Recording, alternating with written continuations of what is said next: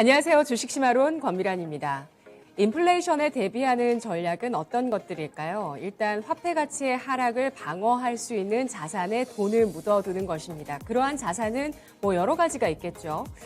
그리고 기업들의 비즈니스 모델은 어떤 쪽이 유리할까요? 워런 버핏은 인플레이션이 발생하면 자본 집약적인 기업은 더욱 불리해진다고 분석했습니다. 수익성이 비슷하거나 좀 덜하더라도 추가적인 자본이 필요 없는 기업들이 유리하다고 하는데요. 에너지 사업은 성장할수록 더 많은 자본이 필요하고 철도 산업은 성장이 없어도 추가적으로 자본이 계속 필요하다고 합니다. 이런 자본 집약적 사업은 좀 불리하고요. 반대로 추가 자본 없이 성장하는 그런 기업이 탁월한 기업이라고 평가를 했는데요.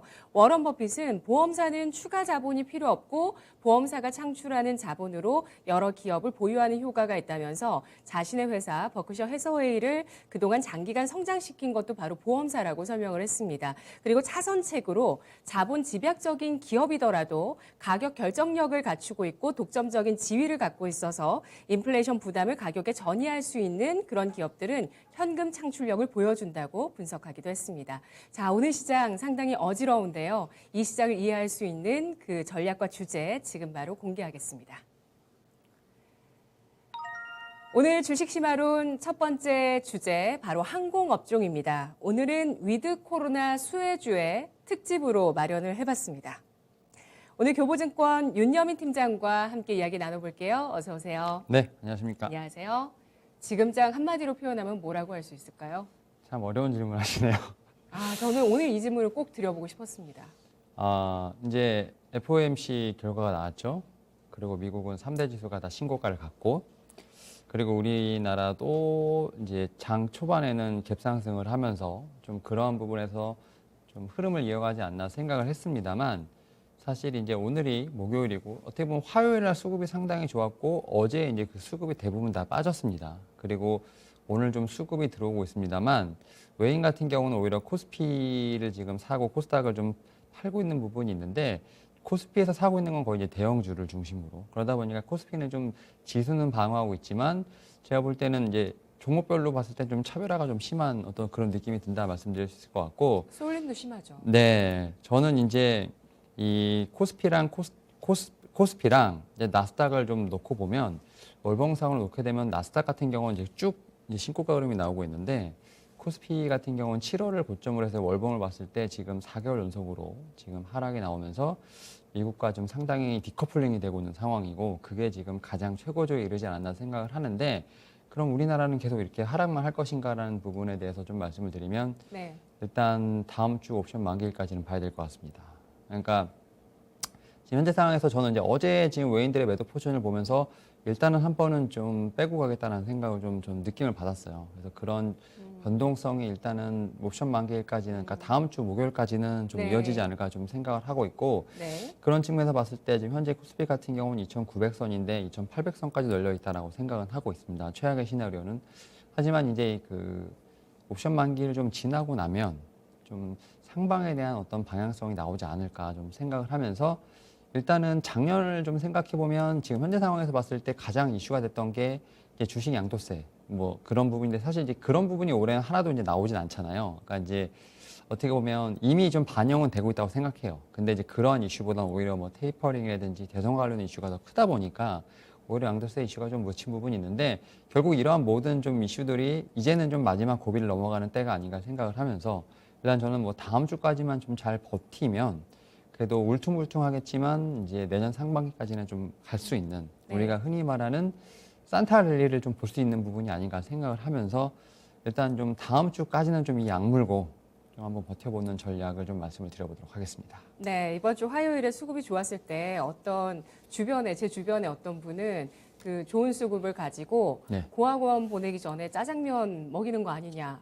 이런 표현을 하시더라고요. 그러니까 만기일에 아마 하락과 변동성을 좀 예견하면서 느낌이 좀 그럴 것 같다. 이런 예견을 하면서 그렇게 또 얘기하셨던 것 같아요. 예, 그러니까 오늘 좀 예. 장을 보면서 약간 쎄하다는 느낌을 좀 받았어요. 예. 그러니까 그런 거 보면서 이거 뭐 이런 표현을 좀 써도 되는지 모르겠습니다만 정말 외인들이 이제 우리나라 증시에서 참 돈을 잘 벌어가는구나라는 생각을 좀 들었고 페이퍼 텐트럼을 야무지게 유발하면서 네. 벌어가네요. 그러니까 사실은 네. 어떻게 보면 작년에 이제 코로나19가 나오면서 지금 개인들이 돈을 많이 벌었지 않습니까? 예.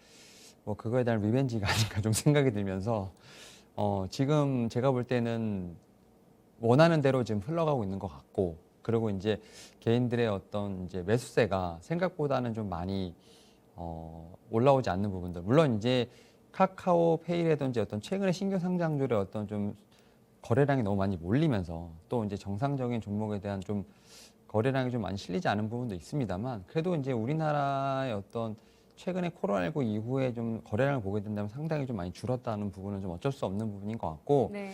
다만 이제 계속 앞서 말씀드리지만 이렇게까지 디커블링이 난다는 것 자체는 뭐 한국 증시에 좀 체력이 약할 수도 있겠습니다만, 뭐 다른 표현을 쓴다면 올라갈 때 더 올라갈 수 있는 어떤 그런 도약을 위한 준비라고 생각을 하고 있기 때문에, 일단은 저는 이제 조금 뭐 다음 주까지는 그런 변동성을 좀 생각하시더라도 일부 좀 수익 있으시면 좀 현금화를 해주시는 것도 나쁘지 않고, 오히려 이제 손실이 난다 하더라도 어느 정도 리스크 관리를 하시면서 일단 좀 일주일 정도는 좀 한번 견뎌보자라는 말씀을 좀 드려보도록 하겠습니다. 네, 이렇게 쏠림이 심하고 종목별로 변동성이 클 때 정말 멘탈이 흔들리기가 쉬운 장인데요. 우리 희망 있는 행복님께서 우리 투자자 여러분들 경험 많이 하셔야 됩니다. 폭락도 보고 상패도 당해보고 파생 상품도 당해보고 다 잃으면 다시 찾기 위해서 사람은 거기에 몰두하고 집중하게 됩니다. 비슷한 얘기를 저희가 사석에서 저희 둘이 얘기를 했었잖아요. 주식은 결국에 이 지하를 뚫고 올라가는 걸 해낸 사람이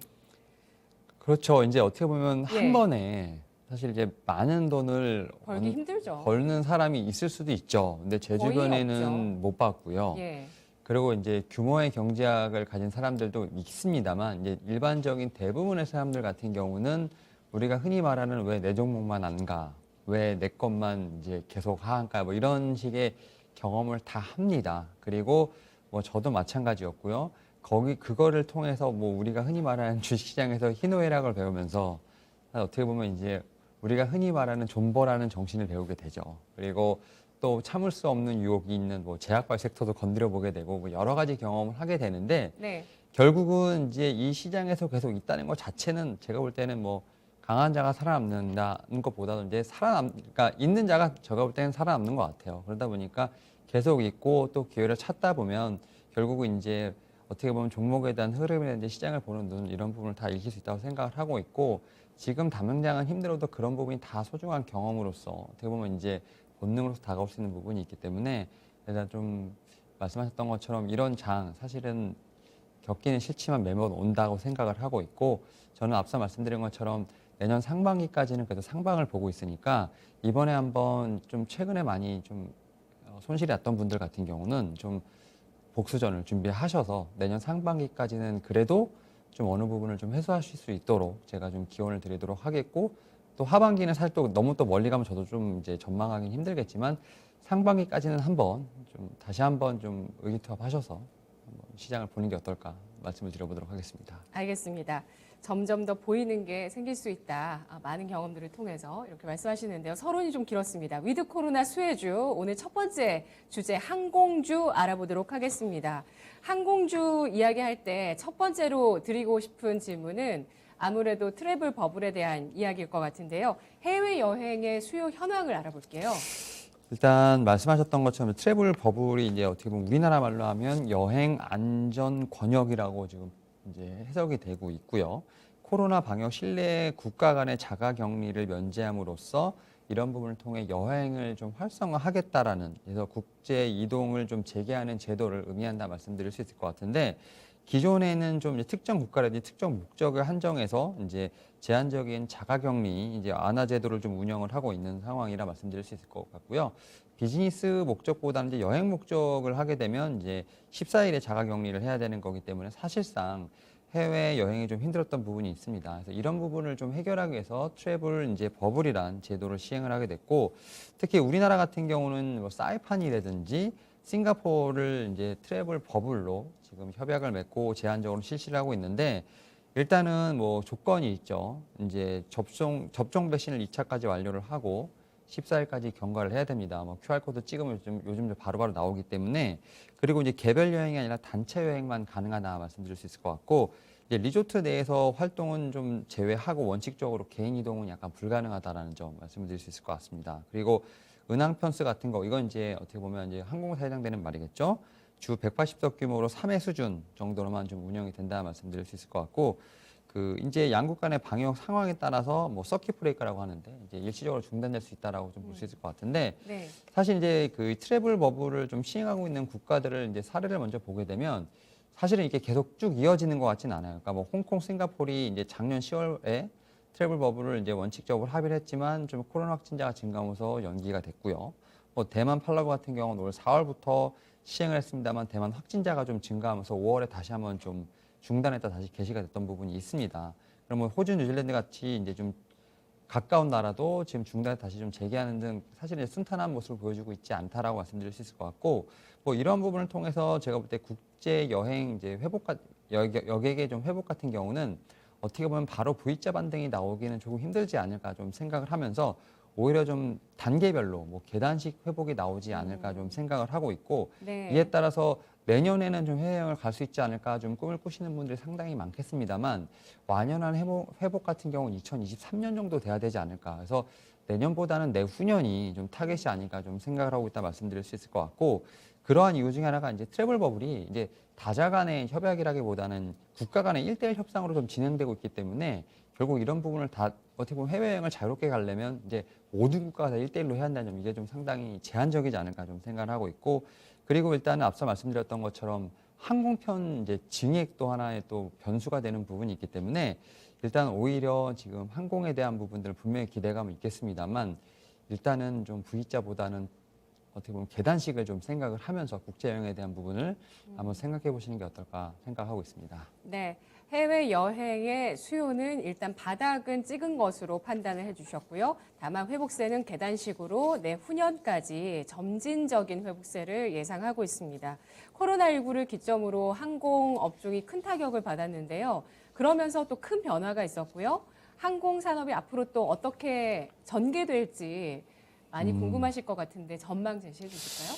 일단 항공업계가 한 2019년부터 사실 좀 다사다난을 했어요. 그러니까 2019년에 지금 항공업계를 대변하는 이제 키워드가 한일 무역 분쟁이랑 좀 경영권을 들 수 있다 말씀드릴 수 있을 것 같은데 특히 이제 한진이랑 이제 KCGI 같은 경영권 분쟁이 사실은 2019년부터 본격화가 됐고 그다음에 금호산업 같은 경우는 아시아나항공 지분 매각을 좀 결정을 했던 부분이 있습니다. 여기에 이제 이스타홀딩스 같은 경우는 이스타항공 매각 의사를 좀 타진했던 부분, 이게 경영권에 대한 어떤 좀 의사 결정이 좀 많았다라고 볼 수 있을 것 같고, 특히 이제 2019년 7월 같은 경우는 이제 한일 무역 분쟁이 좀 시작이 되면서 일본에 이제 관광객이 좀 급격하게 좀 감소를 했습니다. 이에 따라서 그때 당시에 LCC 항공사들의 좀 2분기 영업이익이 좀 적자가 많이 좀 나오면서 사실 좀 네. 타격을 많이 입었다는 점. 그래서 좀 항공업계가 그때부터 구조조정에 대한 부분을 계속 신호를 보내지 않나 생각이 들고 있고 뭐 작년 같은 경우 뭐 대부분 다 아시겠지만 이제 코로나19가 가장 큰 키워드가 아닐까 좀 생각을 하고 있는데요.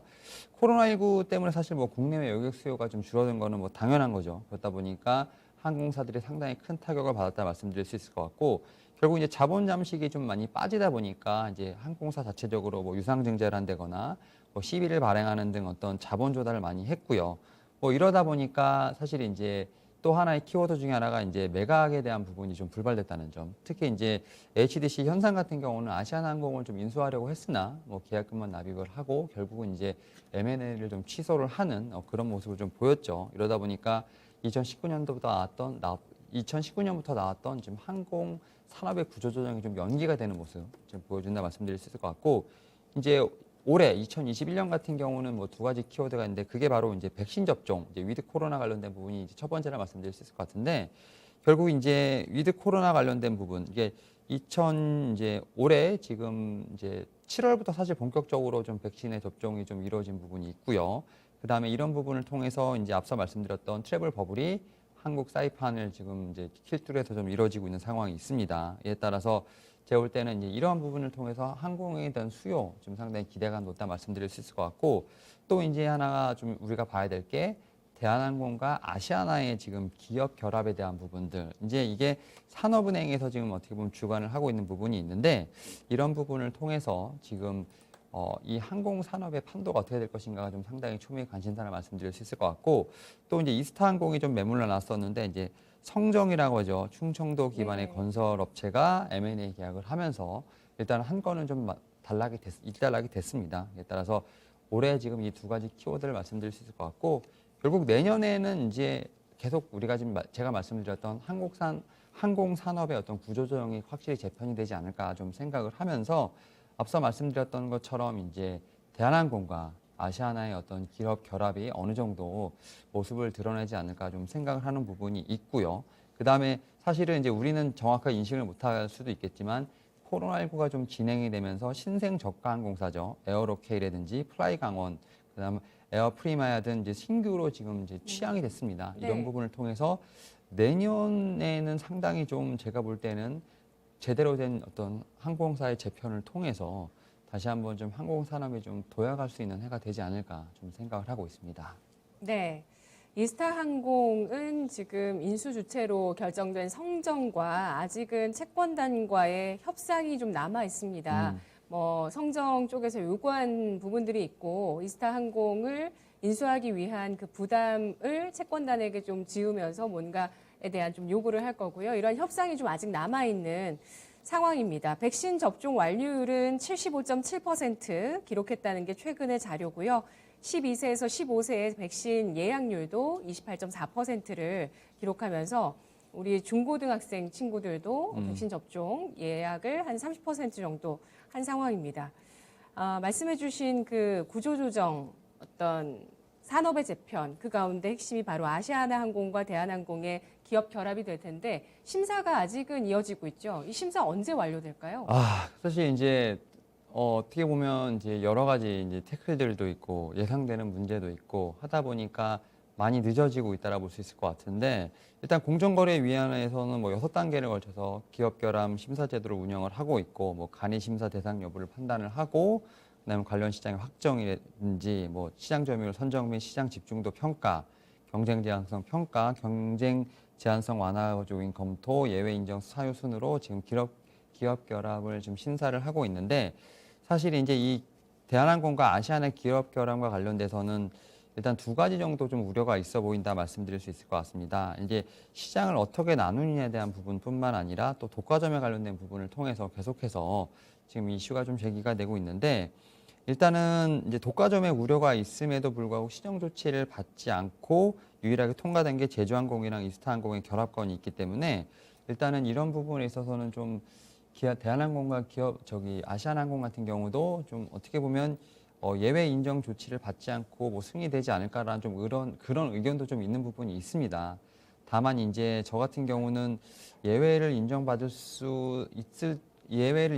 않을까라는 생각도 좀 있는 부분이 있습니다만 아무래도 저는 이제 시정 조치에 대한 어떤 요구는 분명히 있지 않을까 생각을 하고 있습니다. 즉 이제 기업 결합을 승인을 합니다만 뭐 운수권 매각이라든지 뭐 가격 인상 제한이라든지 공급 유지 의무 등을 여러 가지 좀 요구를 아마 하지 않을까 좀 생각을 하면서 조건부 기업 결합 승인이 나오지 않을까 좀 판단을 하고 있는 부분이 있고 결국 이런 부분이 좀 시간이 지나면 확실히 윤곽이 드러나지 않을까 좀 생각을 하면서 제가 볼 때는 이제 무한정 어떻게 보면 계속 연기가 된다기보다는 어느 정도 이런 조건부의 어떤 합의가 나오지 않을까 저는 예상을 하고 있습니다.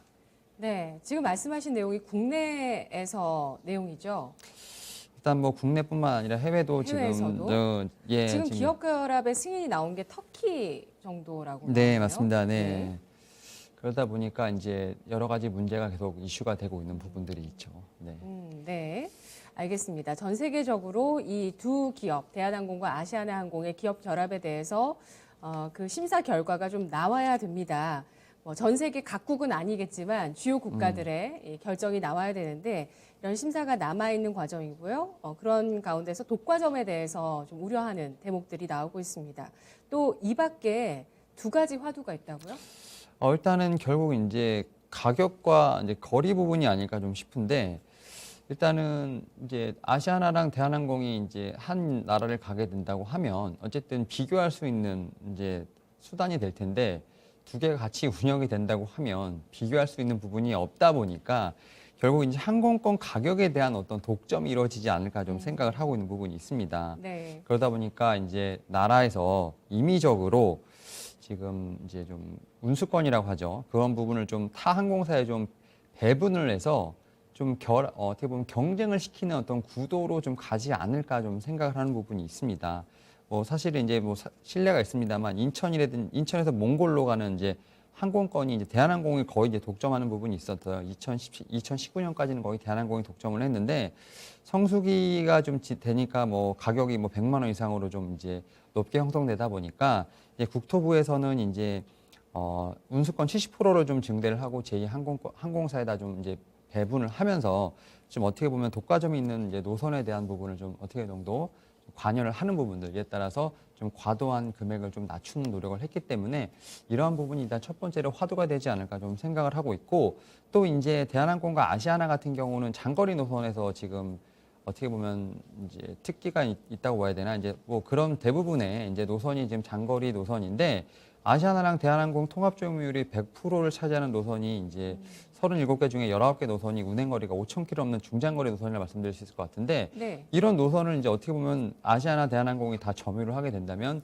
이제 장거리 노선 같은 경우도 독점이 될 수 있는 부분이 있죠. 이에 따라서 지금 이제 LCC 항공사들의 어떤 그런 좀 이제 장거리 운행에 대한 부분을 좀 승인을 하면서 또 LCC 같은 경우도 이제 어떻게 보면 이제 근거리 운행만 하는 게 아니라 장거리 운행도 이제 어떻게 보면 장려를 하면서 정부 입장에서 봤을 때는 이 또한 좀 경쟁을 붙이려고 하는 부분이 있다 말씀드릴 수 있을 것 같은데 일단 뭐 LCC 같은 경우는 국제선 점유율이 사실 2018년부터 이미 둔화됐기 때문에 거의 단거리에만 지금 집중되어 있는 부분이 있습니다. 다만 이제 여러 가지 좀 장려를 하는 부분이 있는데 뭐 작년 12월에 지금 TA항공 같은 경우는 항속거리 이제 11,300km 정도를 가기 위한 어떤 구매 의향서를 좀 A330을 좀 도입하기 위한 좀 의향서를 체결을 했고 뭐 이런 부분을 통해서 지금 이제 장거리 운행 같은 경우도 좀 경쟁을 붙이려고 하다 보니까 결국 이제 가격과 거리에 대한 어떤 이런 부분이 가장 큰 첨예한 좀 화두가 되지 않을까 좀 생각을 하면서 이런 부분을 어떻게 좀 잘 슬기롭게 좀 풀어내느냐가 하나의 좀 숙제가 아닐까 좀 생각하고 있습니다. 네, 알겠습니다. 대한항공, 아시아나항공을 인수하기 위해서 우리나라 공정위뿐만 아니라 신고가 필수적으로 필요한 국가 9개국에 신고를 했는데요. 이 가운데서 현재까지는 터키, 대만, 태국에서 허가가 나왔고 나머지 국가 가운데 미국, 유럽, 중국, 일본 등에는 아직 결과가 나오지 않았고요. 우리나라도 역시 마찬가지로 아직 기업 결합에 대해서 심사 결과가 나오지 않았습니다. 하지만 공정위에서 연내 M&A 심사를 마무리하겠다는 의지를 보여주고 있고 독과점을 방지하기 위한 방안을 만들겠다라고 얘기를 했는데요. 이 독과점 문제 그리고 뿐만 아니라 이런 항공권의 가격, 장거리 노선의 독점 가능성들을 해소할 수 있는 부분들이 있을지 이 두 가지가 화두가 또 되고 있습니다. 항공업종 전반을 좀 훑어봤는데요. 그렇다면 항공업의 탑픽을 꼽아보겠습니다. 일단 항공업 자체를 지금 위드 코로나 수혜주 가운데 일부 종목들은 또 차익 실현이 많이 나오고 있는데 네. 항공업에 대해서 투자 의견 어떻게 보시나요? 일단 제가 뭐 탑픽을 갖고 오긴 했습니다만 항공업 같은 경우는 좀 이제는 길게 봐야 되지 않을까. 왜냐하면 일단 이제 위드 코로나 관련 수혜주로 이제 항공과 여행이 한번 움직였던 부분들에 따라서 차익 실현이 나오고 있기 때문에 일단은 조금 쉬어야 되지 않을까 좀 생각을 하고 있습니다만 네. 일단은 M&A라 좀 특수한 상황이기 때문에 저는 이제 대한항공과 아시아나항공 같은 경우는 좀 계속 봐야 되지 않을까. 특히 뭐 실적도 상당히 좋은 부분이 있기 때문에 제가 볼 때는 이 두 회사 중에서 저는 이제 아시아나를 좀 탑픽으로 갖고 왔다 말씀드릴 수 있을 것 같고 결국 이제 뭐 재무제표도 뭐 사실 이제 재무제표는 훨씬 더 대한항공이 좋습니다만 아시아나 같은 경우는 M&A 어떤 매물 대상이기 때문에 한 번에 좀 이제 출렁임은 분명히 있지 않을까 생각하면서 아시아나항공을 좀 갖고 왔다 말씀드릴 수 있을 것 같습니다. 특히 이제 제가 다시 한번 지금 그 실적에 대한 부분을 좀 말씀을 드리면 3분기에 좀 매출 같은 경우는 1조가 좀 넘었고요. 영업이익은 641억을 좀 기록을 하면서 전년 동기 대비 한 378% 좀 상승한 모습을 보여주고 있는데 결국 이제 여객보다는 화물 사업부의 어떤 좀 선전이 돋보인다 말씀드릴 수 있을 것 같습니다. 결국 이제 단기적으로 지금 중장기적으로 말고 단기적으로 봤을 때는 화물 사업에 따라서 실적의 어떤 변동이 어떤 크게 좀 왔다 갔다 한다 말씀드릴 수 있을 것 같고, 지금 화물 사업 같은 경우는 이제 대외적으로 계속해서 좀 증가하는 부분이 있기 때문에 일단은 실적에 대한 부분은 어느 정도 지금 우상향을 그리고 있지 않나 생각이 들고 있습니다. 다만 이제 최근에 좀 내려온 구간에서 좀 문제가 있던 부분이 뭐게 되냐면 이제 환율이라든지 제트유, 이제 항공유에 대한 좀 부담이 조금 있지 네. 않나 좀 생각이 듭니다. 특히 이제 네. 그 원유에 대한 부담이 좀 있다 보니까 그런 부분들이 좀 어느 정도 주가에 좀 반영이 되면서 상당히 좀 부담스러운 좀 구간에 진입했다라고 볼 수 있을 것 같은데, 그럼에도 불구하고 저는 밸류에이션 상당히 높지 않을까 좀 생각을 하고 있습니다. 이제 기업 결함이 되게 된다면 아시아나 같은 경우는 재무적인 측면에서 봤을 때는 분명히 부채율이 상당히 낮아지지 않을까 좀 생각을 하는 부분들, 거기에 이제 보통 피인수기업 인수기업 같은 경우는 좀 어떻게 보면 좀 주가에서 밸류에이션을 좀 더 높게 받는다는 부분을 봤을 때 오히려 그런 측면에서 대한항공도 좋지만 아시아나항공을 좀 봐야 되지 않을까 좀 생각을 하면서 오늘 좀 탑픽으로 좀 가지고 왔다 말씀드릴 수 있을 것 같고, 다만 이제 단기적인 시세보다는 이제는 좀 중장기적인 시세로 봤을 때 좀 보는 게 좋지 않을까 말씀을 드려보도록 하겠습니다. 알겠습니다. 신중한 투자 의견을 제시해 주셨습니다. 항공업에 대해서는 신중함이 필요하다고 보고 있고요. 다만 매수한 이후에 시간 투자를 해 나가신다면 충분히 수익을 보실 수 있겠다라는 전략을 세우고 있습니다. 아시아나항공을 탑픽으로 꼽아주셨고요. 유가 상승의 피해주이고요. 또 워낙 강세 수혜주이기 때문에 원의 악세 구간에서 지금 좀 부담이 있습니다. 이런 구간에 아시아나항공 다시 한번 보자는 의견 제시를 해주셨네요. 첫 번째 주제 알아봤고요. 두 번째 주제 보시죠. 위드 코로나 수혜주 가운데 레저 산업입니다. 숙박 산업의 변화 양상부터 알아볼까요? 예, 일단은 이제 레저 관련된 부분, 어떻게 보면 숙박이라고 볼 수도 있고 레저라고 볼 수도 있는데, 이제는 어떻게 보면 이제 자고 오는 게 아니라 거기서 이제 엔터테인먼트를 다 할 수 있는 어떤 그런 다양한 콘텐츠가 있는 복합시설 형태로 지금 숙박 산업이 변화하고 있다라고 좀 생각이 들고 있습니다. 이제 맞아요. 여기에 또 최근에 이제 해외여행을 못 가다 보니까 국내 여행이 단순히 뭐 어떤 숙박이라기보다는 뭐 단기 여행이 좀 확산이 되면서 이제는 그 안에서 쇼핑도 하고 뭐 카페 같은 이제 맛집 투어도 하게 되고, 또 이제 새로 가보지 못했던 이제 우리나라지만 평소에 가보지 못했던 곳에 어떤 투어도 지금 수요가 상당히 많이 있고, 또 이제 코로나19로 인해서 이제 여행을 하는 건 좋지만 또 위생에 대한 부분들, 좀 안전한 부분들이 좀 보장되는 어떤 이러한 욕구들이 계속 선행이 되다 보니까 레저 업체들 같은 경우 이제 인프라 확충도 하면서 그 이제 그 지역을 걷던 사이트 자체를 좀 관광하려는 모습을 좀 보이고 있다라고 볼 수 있을 것 같습니다. 이에 네. 따라서 호텔을 하나 가는 게 아니라 그 호텔에 있는 그 사이트 자체가 어떻게 보면 그 지역의 새로운 관광단지로 급부상하고 있다라고 말씀드릴 수 있을 것 같고, 이제 대표적으로 가장 많이 듣는 이제 브랜드가 아난티라는 이제 브랜드를 좀 볼 수 있을 것 같은데, 사실 이제 아난티가 남해를 시장으로 해서 뭐 가평, 뭐 부산, 이제 뭐 북한에도 있죠. 뭐 이렇게 좀 최고급 숙박 시설로 좀 알려져 있습니다만, 사실 그 안에 좀 다양한 문화 시설이 좀 있다라고 좀 볼 수 있을 것 같고, 특히 이제 부산에 있는 아난티 코브 같은 경우는 이제 사계절을 모두 즐길 수 있는 공간으로 좀 조성이 되어 있습니다. 이에 따라서 약간 부산에선 핫플레이스로 좀 자리를 잡고 있다는 점. 그리고 이제 회원들의 좀 브랜드 로열티가 좀 상당히 많다 보니까 이 회원권의 가치가 상당히 많이 올라가고 있다라고 볼 수 있을 것 같습니다. 이에 네. 따라서 분양 사업도 성공을 좀 하고 있다는 점. 뭐 네. 아난티 외에도 이제 뭐 우리가 볼 수 있는 뭐 파라다이스 티, 뭐 제주 드림 타워, 뭐 롯데월드 타워 같은 좀 다양한 복합 시설들이 생겨나고 있기 때문에 일단은 이제 숙박 시설에 대한 부분을 떠나서 이제 레저 산업에 대한 어떤 질적 성장이 이루어지고 있지 않나 생각을 하고 있습니다. 네, 말씀하신 부분이 굉장히 공감되네요. 국내 여행 요즘 많이들 가시게 됐잖아요. 해외를 못 가다 보니까. 정말 그 지역별로 콘텐츠를 채우려는 노력들. 저는 특히 변화한 것이 그 지역에 갔을 때 그 뭔가 선물 같은 거 사오게 되잖아요. 네. 그런 것도 굉장히 많이 발달하고 있어서 이게 사올만 하고 또 사와서 먹거나 이렇게 뭐 착용했을 때 굉장히 만족도가 있는 이런 것들이 많이 늘어나고 있다는 생각이 들었었는데요. 자, 그러면 미국으로 한번 가보도록 하겠습니다. 아무래도 미국의 복합 리조트는 전 세계가 좀 따라해 봄직한, 따라해 보고 싶은 그런 형태로 발전이 되어 있는데요. 미국의 복합 리조트의 현황 볼까요? 일단 말씀하신 것처럼 이제 어떻게 보면 이제 미국의 라스베가스, 뭐 네. TV라든지 드라마에서 워낙 이제 많이 나오고 있습니다만 예.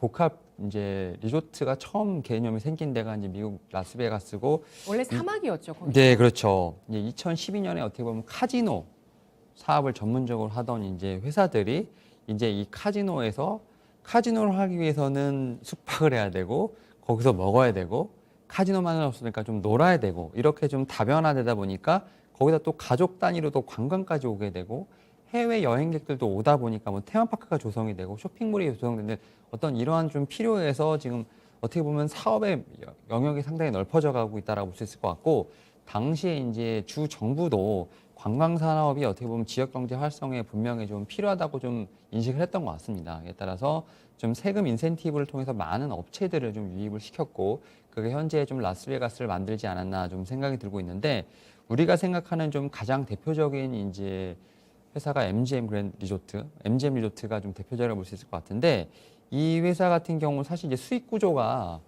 좀 최근에 보게 되면 다변화되는 걸 볼 수 있는데 이제 카지노 사업을 했기 때문에 MGM 리조트 같은 경우는 카지노 매출이 이제 2010년 기준으로 한 37% 정도 됐었는데 네. 2019년 기준으로 보면 이제 22%로 15%가 좀 낮아졌습니다. 이게 좋은 건가요? 안 좋은 건가요? 좋은 거죠. 이제 객실이든지 식음료 쪽에서 매출이 올라가고 있는 상황들, 호텔 쪽으로. 그러니까 결국은 한쪽이 어떤 사업의 비중이 커지는 게 아니라 사업 포트폴리오 자체가 좀 다양해지고 있는 모습을 볼 수 있고, 이제 이런 회사들이 이제 미국에서 이런 성공을 이제 어느 정도 뒤로 하고 해외로 좀 진출하려는 모습을 좀 보이고 있는데, 뭐 중국에서도 리조트를 좀 운영을 하고 있고, 최근에 일본에서 카지노 운영이 좀 합법화되면서 오사카 복합 리조트 개발을 지금 하려고 하는데 거기도 우선 파트너로 선정이 되면서 MGM 이제 리조트 같은 경우는 일본 진출도 앞서고 있는 부분이 있기 때문에 결국은 이제 이 복합 리조트라는 개념이 이제는 뭐 미국에서 출발했습니다만 뭐 아시아 이제 전역으로 좀 퍼져가는 모습을 보면서 이제 좀 피할 수 없는 좀 트렌드 대세가 아닌가 생각을 하고 있습니다. 저도 라스베가스 여행 갔을 때 오쇼를 봤는데 네. 그 오쇼라는 공연이 제가 봤던 그 어떤 공연 가운데서도 정말 기억에 남는 공연이 됐거든요. 네. 정말 다양한 뭐 먹거리나 놀거리나 만족도가 높은 그런 여행지, 바로 미국의 이런 복합 리조트가 있는 그런 단지들 라스베가스를 중심으로 알아봤습니다. 뭐 북한과 대화에 나섰던 트럼프 대통령도 북한에서 카지노 사업에 굉장히 관심을 크게 가졌었다고. 아, 네.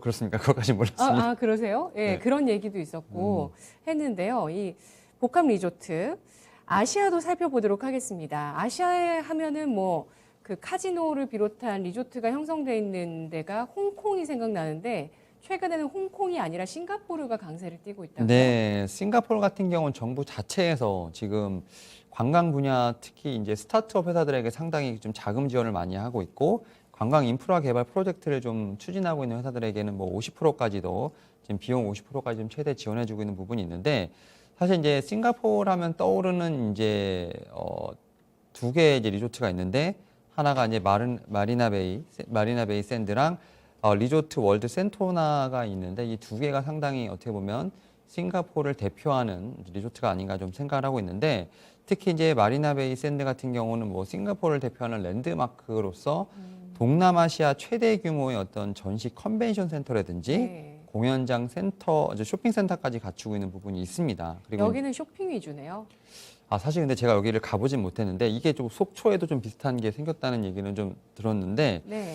지금 그리고 이제 센토나 같은 경우는 유니버셜 스튜디오, 뭐 테마파크, 아쿠아리움을 좀 이제 구성을 하면서 자국 내에서 좀 관광 산업을 좀 육성하려는 모습을 좀 보여주고 있는데 사실은 이제 마리나 베이 샌드라든지 뭐 이런 월드 센토나가 이제 오픈을 2010년도에 했는데 관광 수입이 계속해서 좀 늘어나고 있습니다. 뭐 이제 관광 수입 같은 경우는 매년 늘어나고 있는 부분이 있고 뭐 2010년에는 이제 뭐 전년 대비 45%, 그다음에 동기간에 관광객도 20%좀 전망이 됐고 지금 이런 부분들이 계속해서 지금 10년째 이어져 오고 있는 부분들, 계속 이제 신규 일거리가 창출이 되고 있고 뭐 중소기업들의 이제 관련된 중소기업들 성장이 일어나면서 사실은 이제 싱가포르에서 다양한 경제 효과를 좀 발생시키고 있는 부분은 부인할 수 없는 사실입니다. 그래서 사실 이러한 좀 성장 동력을 토대로 해서 우리나라도 제가 앞서 말씀드렸던 여러 가지 복합 리조트 관련된 부분에서 좀 지역 경제가 좀 힘을 쏟지 않나 좀 생각이 들고 있고 결국 이런 부분을 통해서 우리나라도 하나의 좀 아시아 랜드마크가 좀 탄생하기를 좀 기원해 보면서 일단 이런 부분을 한번 주목해 보는 게 어떨까라고 생각을 하고 있습니다. 네. 지난 2019년 그때 당시에 우리 정책적으로 또 국가 관광 전략 회의가 열리면서 우리 레저 산업에 국가적인 전략이 나오기도 했었는데요. 국내 같은 경우는 아직 이런 레저 산업 자체가 많이 발전하고 있는 단계에서 아직은 레드오션은 아닌 것 같아요. 그래서 지금 우리나라도 지금 빠르게 성장을 하고 있는데 예. 일단은 이제 최근에 어떻게 보면 우리가 경험하는 가장 비즈니스 모델이 약간 플랫폼이지 않습니까? 그러니까 네네. 플랫폼, 뭐 컨텐츠 이런 쪽, 그러니까 이런 쪽이 좀 이 레저 산업에도 좀 들어오는 것 같아요. 그래서 지금 아난티 같은 경우 제가 몇 번 말씀드리지만 아난티 같은 경우는 약간 레저 플랫폼으로 좀 약간 진화를 하고 있는 듯한 느낌이 좀 들고 있는데 어떤 형태인가요? 그러니까 일단 2006년에 좀 남해를 시작으로 해서 2016년에 가평, 2017년에 부산, 뭐 청담 등을 통해서 일단 지역에서 좀 사업 모델을 좀 확대를 하면서 지금 이 사업 서로 간에 연계된 플랫폼을 좀 이제 만들어가고 있는 부분이 있고 또 빌라주도 아난티, 아난티의 강남 호텔 등을 좀 새로운 사이트라든지 개발을 좀 오픈을 준비를 하면서 플랫폼의 확장을 좀 준비하고 있다 말씀드릴 수 있을 것 같고 결국 앞서 말씀드렸던 것처럼 이제 컨텐츠, 브랜딩을 좀 확실히 하면서 그 회원권의 가치도 상당히 올라가고 있는 상황이라 말씀드릴 수 있을 것 같은데 2013년에 지금 매출액이 한 200억 정도 됐었는데요. 올해 상반기에 이미 1,000억 원을 좀 넘어가는 모습을 좀 보여주고 있고요. 이런 부분을 통해서 지금 외형 성장이 좀 가파르게 일어나고 있다 생각이 듭니다. 그리고 단순 리조트의 어떤 그런 개념을 떠나서 소비자들이 좀 오래 머물면서 다양한 좀 공간 조성에 좀 집중할 수 있도록 좀 분양 성공률을 좀 높이고 있는 부분들 이런 게 이제 운영 수익으로 좀 어느 정도 합산이 되면서 네. 안정적인 좀 매출액을 좀 확보했다라고 말씀드릴 수 있을 것 같아요. 특히 이제 앞서 말씀드렸던 뭐 아난티 코브라든지 뭐 이터널 저니 같은 경우는 지금 문화를 소비할 수 있는 시설을 좀 제공을 하면서 관광객들에게 좀 많이 찾는 명소가 되지 않았나 생각이 들고 있고 이런 부분을 통해서 사실 이제 아난티 같은 경우 국내의 새로운 이제 레저 트렌드를 만들고 있지 않나 생각이 들고 있습니다. 그리고 이제 두 번째로 제가 좀 주목해 볼 회사가 바로 이제 용평 리조트라고 말씀드릴 수 있을 것 같은데 사실 이제 리조트 하면 이제 뭐 용평 리조트가 가장 좀 대표적이라고 볼 수 있을 것 같은데 용평 리조트 같은 경우는 이제 우리나라에서 그래도 가장 큰 종합 리조트 업체라 말씀드릴 수 있을 것 같고 올해 프리미엄 콘도라고 할 수 있는 아폴리스를 좀 완공을 하면서 각종 컨텐츠를 좀 확보를 했다 말씀드릴 수 있을 것 같습니다. 특히 이제 기존의 이미지는 약간 좀 오래된 이미지라고 볼 수 있을 것 같고 좀 강원도에만 한정되어 있는 이미지라 말씀드릴 수 있을 것 같은데 이제는 좀 프리미엄 복합 문화 공간으로서의 어떤 이미지 전환이 좀 시도되고 있지 않나 생각이 들고 있는데 특히 동사 같은 경우는 2028년까지 지금 프리미엄 리조트 타운을 구축하기 위해서 4개 정도의 콘도 개발을 계획을 했다라고 볼 수 있을 것 같고요.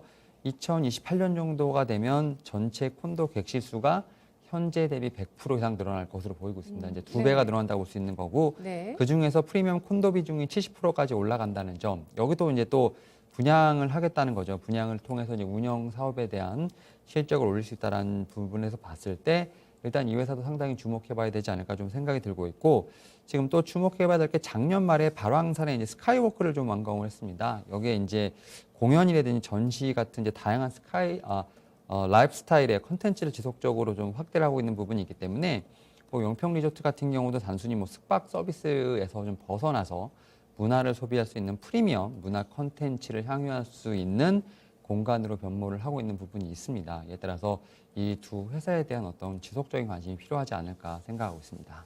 네, 알겠습니다. 어떤 확고한 플랫폼을 갖춰 나가고 있고 다각화 시켜 나가고 있는 다양한 체험을 할 수 있는 공간으로 태어나고 있는 아난티와 용평 리조트인데요. 주가는 아난티는 장기적으로 월봉을 보면 우상향을 꾸준하게 하고 있고요. 그리고 용평 리조트는 박스권에 머물러 있어서 앞서 봤던 아시아나 항공과 비슷한 장기 박스권을 형성하고 있는 모습인데요. 탑픽을 꼽아 주시죠. 일단 아나운서께서 말씀하셨지만 이제 네. 월봉으로 우상향하고 있는 종목이 좋지 않을까.